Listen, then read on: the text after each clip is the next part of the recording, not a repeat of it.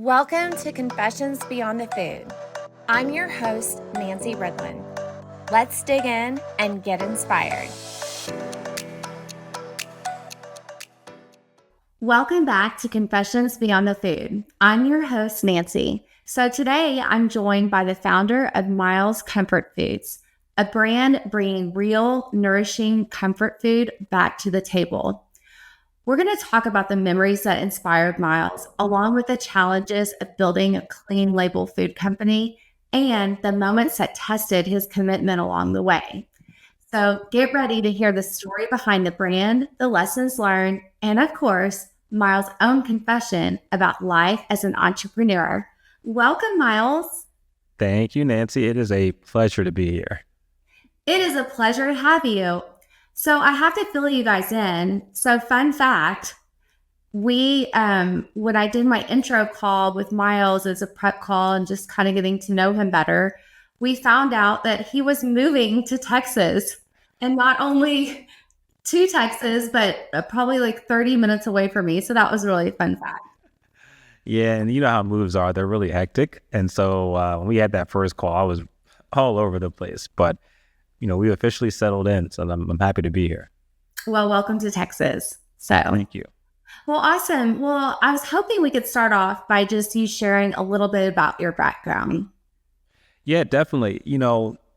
For me, growing up, the dinner table was the place to be in the household, right? I mean, and the meals we shared, the laughters, the smiles, all of those moments were just so special. And it's really what molded me into the person that I eventually became. I ended up graduating with a civil engineering degree, just super excited to be an adult, right? Make some money, have my own place, all that fantasy stuff. And my second day, my first full-time job, it all just kind of hit me like a baseball bat. And I went, I have to do this for 40 years straight, like no break. And I said, my brain short-circuited and was like, this isn't going to work. And I naturally gravitated towards the kitchen at that time. It was my place of passion, inspiration, reminded me of home. And so I started cooking a lot. Started a food blog, which got me noticed by the Food Network back in 2013. And then ended up on the Food Network on a competition series. And it was called America's Best Cook. I didn't make it past episode 1. But it was that moment where I knew food was where I actually belonged. Okay. First of all, let's break this down a little bit. So that's a major departure. Civil engineering, which you probably, you must be uber smart. And to go from that, like you had finished school, right? 4 years. And got in the position and we're like, wait. So that must have been, but have you seen how that background has helped you in doing what you're doing today?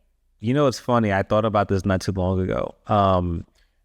Through the 4 years of college, it was a struggle. Like I was not great at that craft, but it taught me perseverance. It was the first time in my life where I was supremely challenged.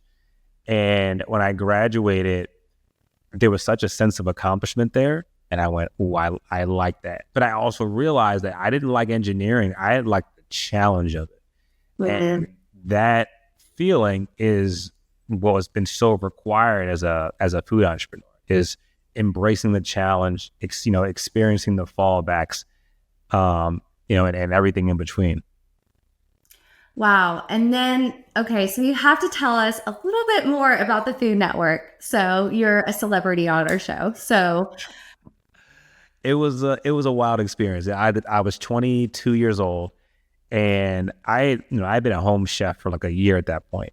And here I am on camera with, Alex Guarnaschelli and all these celebrity chefs talking to me. And, it's a studio still, giant cameras, and there was a moment where, it all felt pretty surreal until I was actually in front of the camera and the host, Ted Allen, is doing his countdown, like 5, 4, 3. I remember as he hit 3, I had a moment of brief panic, like, what am I doing here? And then And it was like instant blackout. I just ran and started cooking, and then I looked up and I was done.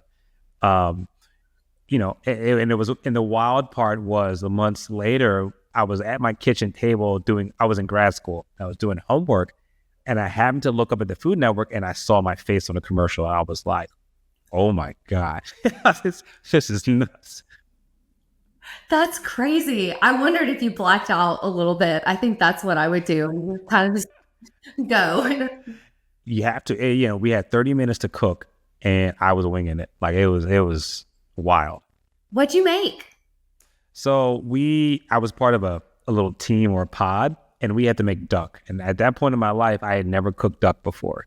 So it was all foreign, and it was just, I didn't have the natural ability at that point in my life to create things without a recipe. So I was just like literally winging it on the spot. And you can clearly see it in the episode. Like they used me as, those dramatic moments before commercial break. It was me. Mhm. I was that moment, like, oh my God, things are going wrong before the commercial. Is that what you were doing? Hands up, like, no. I was flailing. Yeah.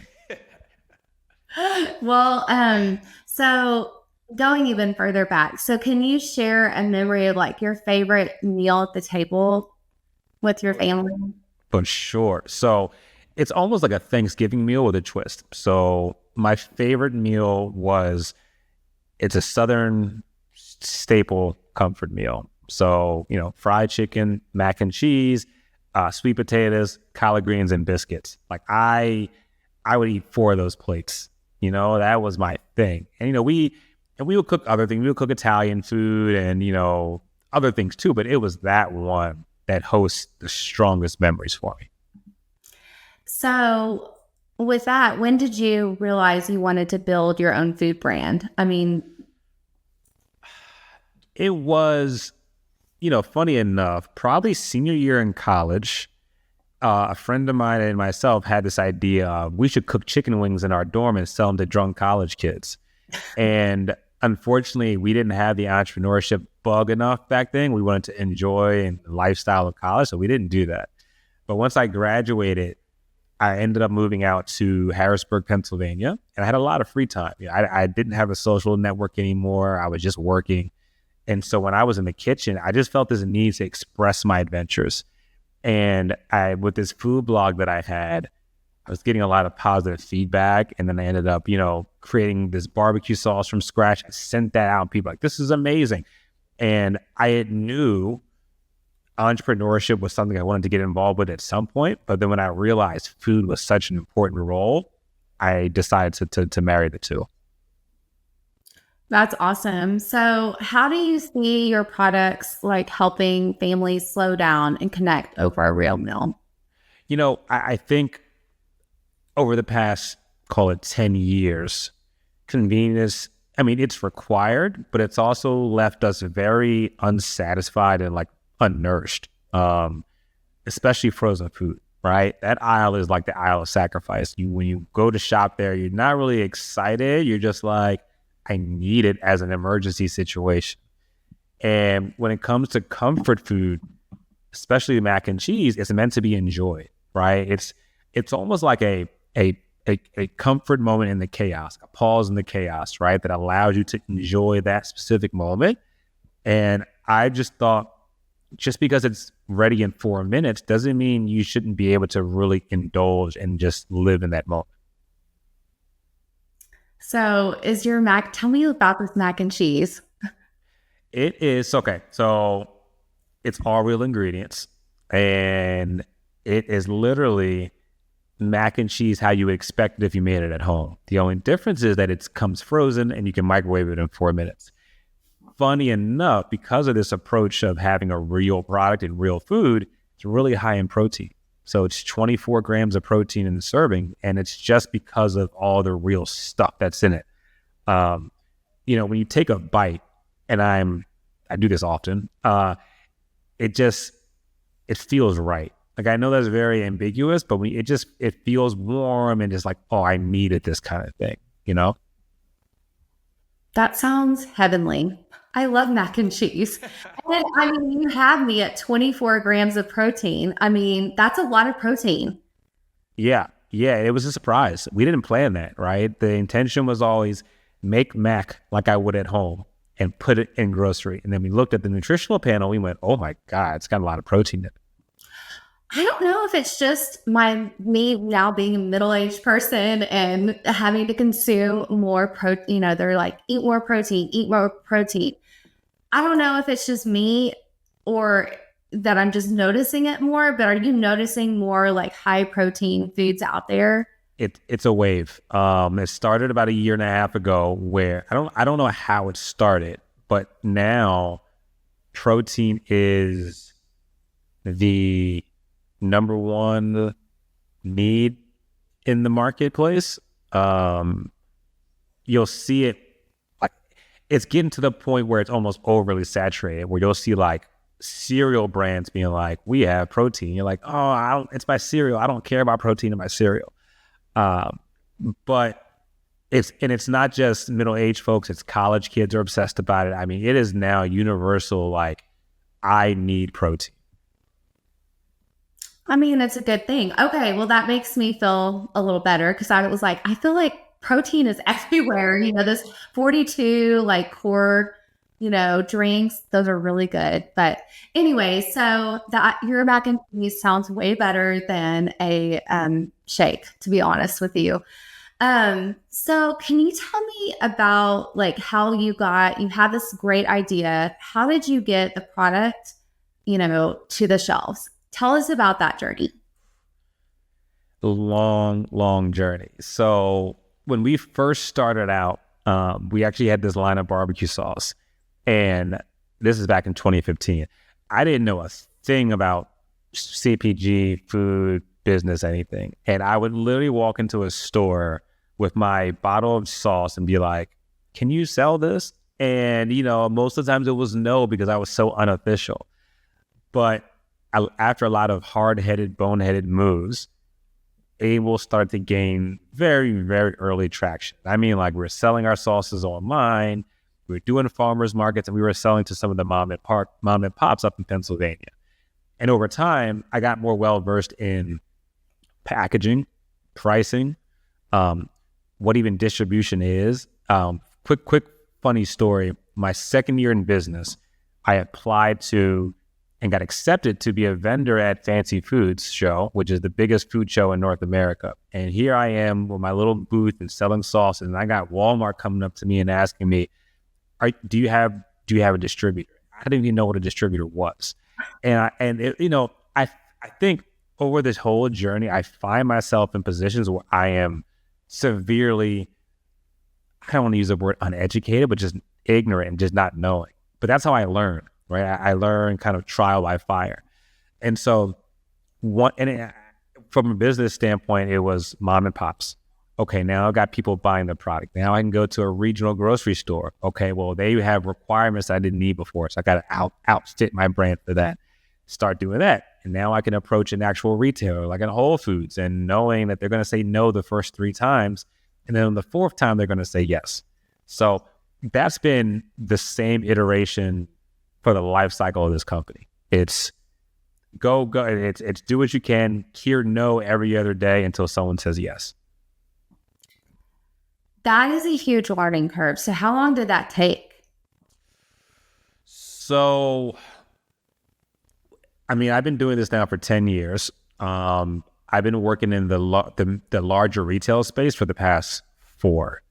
So it took us 5 years to get to that point. But that's because when we started out, it was pre-major. There wasn't a lot of accelerator programs and all these resources available. I mean, in 2014, it was me and Google, right? I didn't have much of a resource after that.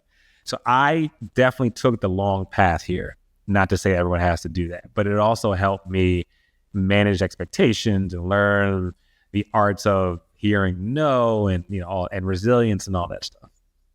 I mean, because you're not just, an entrepreneur here. I mean, you're having to wear lots of different hats. I mean, you've got to be procurement, finding the supplies to make your product and then package it. You're becoming a marketing,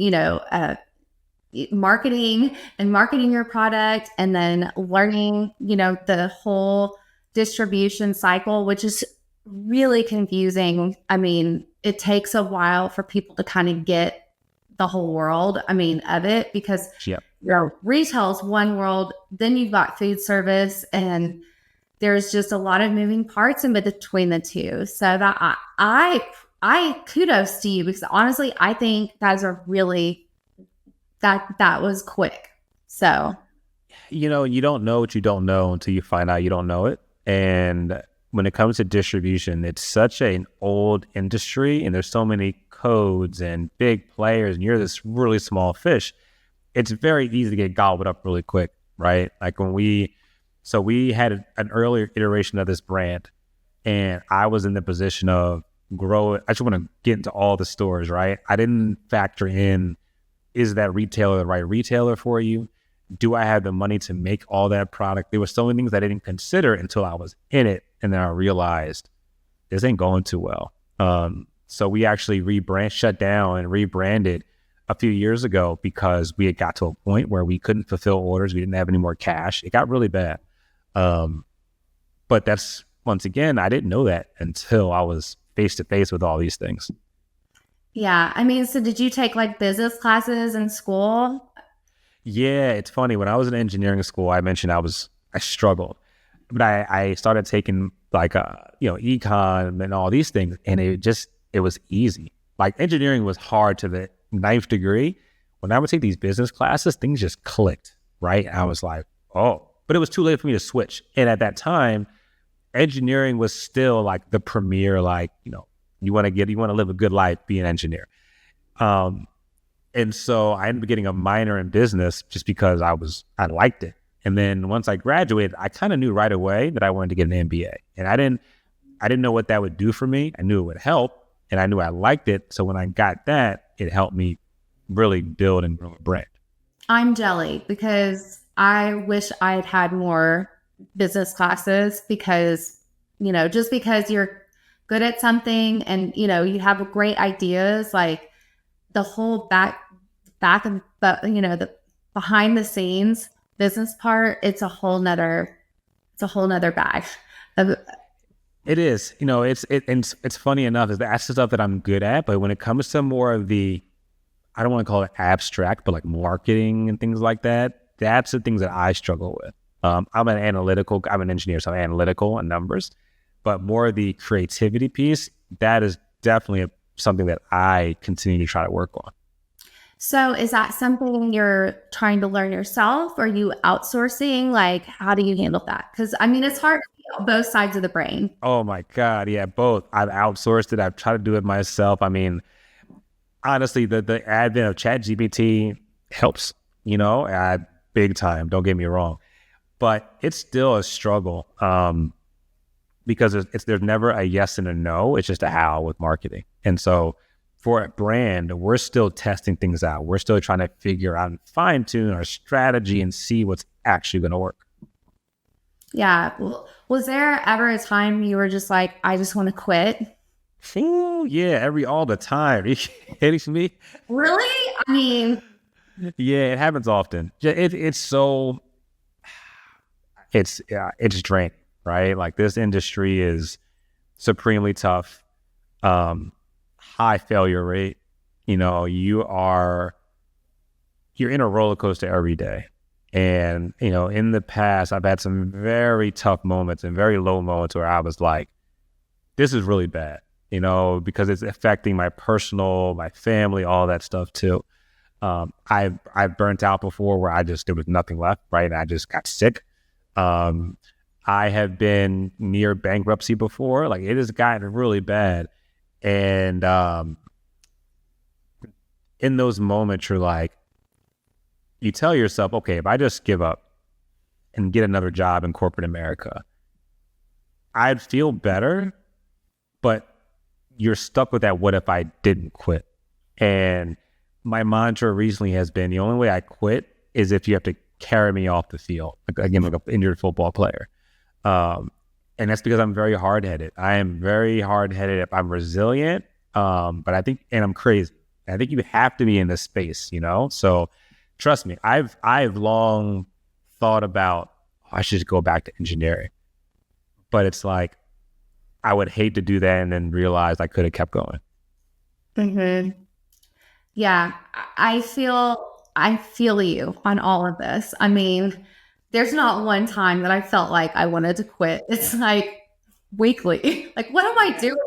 And I feel like I love it how you said you have to be crazy because you have to be crazy to do this. I mean, and I mean, what I do, I feel like I mean, it's hard and it's tough and it's yeah, I mean, just owning a business and all the things that go with that and the responsibility. And I mean, for you, you face totally different challenges that I face, with recalls and all, with ingredients. I mean, there's lots of different factors that can go sideways that you have no control over. Yeah, and that's the hard part, is realizing sometimes it's not your fault, right? Sometimes it's the market just doesn't move the way there's so many things that have to go right in this space. It's hard for founders like myself to come to the conclusion that, like, yes, we're going to do our best and try. And if it doesn't work out, it doesn't work out. I speak to other founders that have actually left the space, right? They just couldn't hang.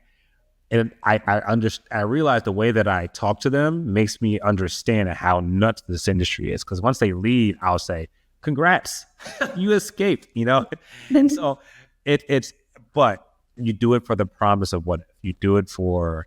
If this thing works, I will feel like I'm flying high. But even if it doesn't work, you should still feel the same way. I mean, look how far you've come. So that part.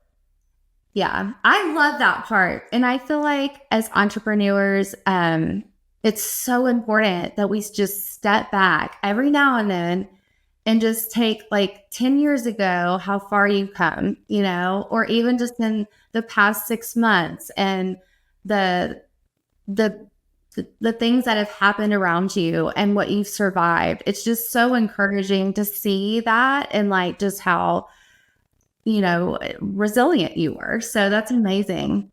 Very true. And you learn, right? Think of all the things now. It's a lot. Like, I think of the past 10, 11 years, the knowledge that I've gained is multiple books worth when it comes to this industry, which is good to have. Yeah. So what would you tell the younger you 10 years ago? Oh, hang on. For sure. I would tell myself, it's going to sound harsh, but the masses don't care about your product.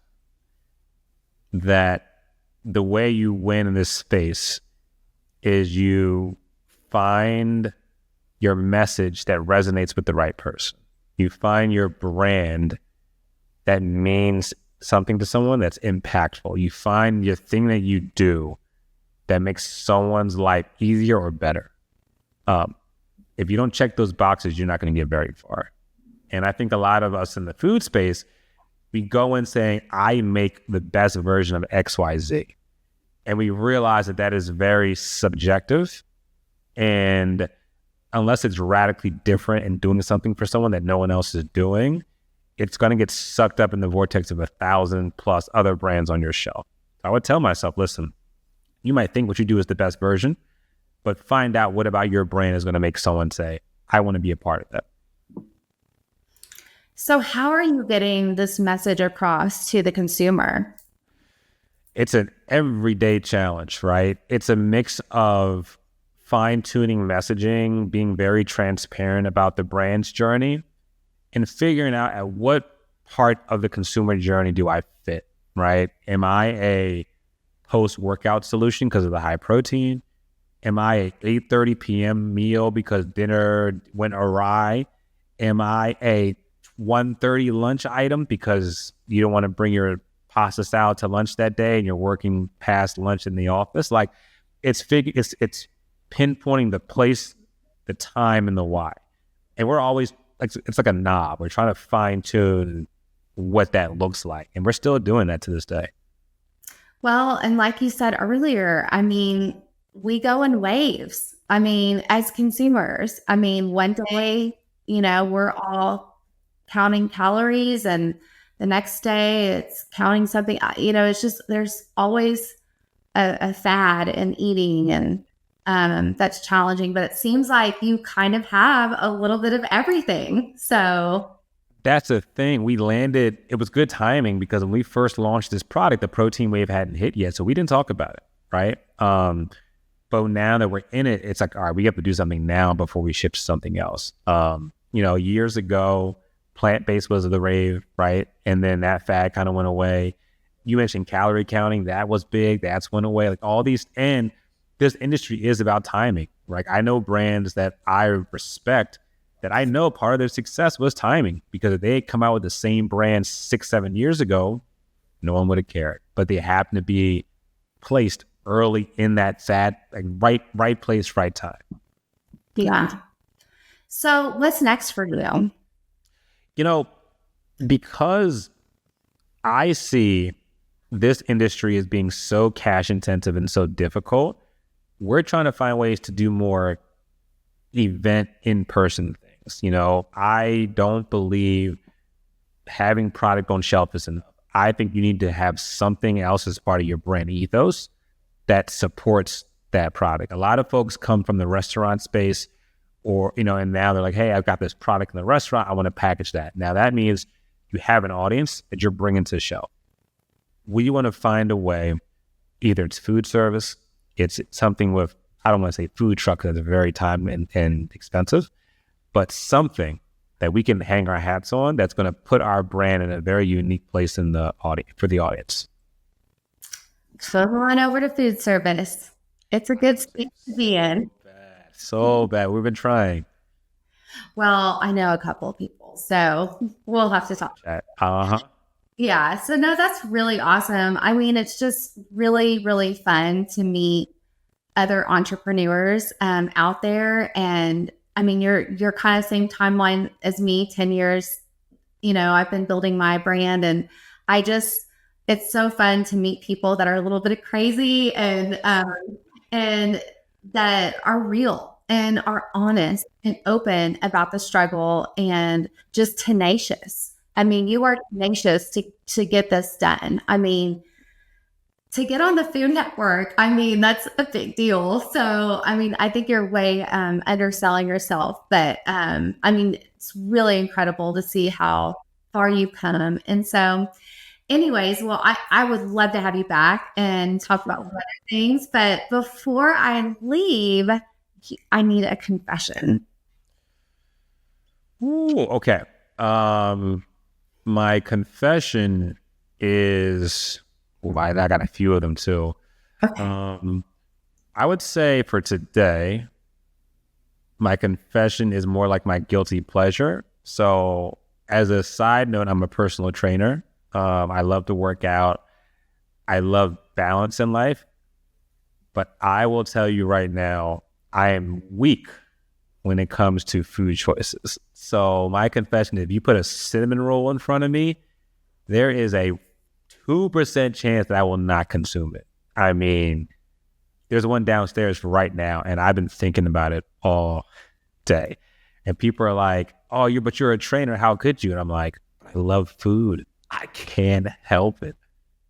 It's your brand. I mean, you're selling real food and, that is nutritious. I think that's amazing. And we all need a little sugar in our lives. And so, okay, so I have to ask, so where's your favorite cinnamon roll? Where does it come from? Oh my Lord. So when I was growing up, it was Cinnabon. It's probably still top 3. But I would, one of the best ones I had it one time is in Disney World when I was 16 years old. I've never had it again, but I thought it was absolutely magic. But now that I moved to Texas, I need to find one. I don't know if there's a shop that you can recommend or something. So my son is like obsessed with cinnamon rolls too. And so we found that he doesn't like the cream cheese. And so, but there's a place called Cinnaholic. And they have several locations around the Metroplex. So you might want to check them out. I'll send them to you sidebar. And if you live in DFW, you'll have to check that out. So I just put that on my bookmark list. Okay, good. Good. Yeah, you'll have to check it out. Well, Miles, it's been so fun talking to you, and I really appreciate See? having you. And I think a lot of people can be inspired, whether, you don't have to be an entrepreneur or you're coming up with your own brand. It could just be like, hey, I'm just trying to find my career, and I'm trying to find myself in that. And I think there's some really good advice in what Miles has said about just being tenacious, keep going on, and being true to yourself. So I love that. So I think this is helpful for everyone. So thank you so much, and we'll see you soon. Sounds good. Thanks, Nancy. Thank you. For more inspiration, follow our social media at W3Sales. Please like, comment, and subscribe. All the things. We would love to connect with you.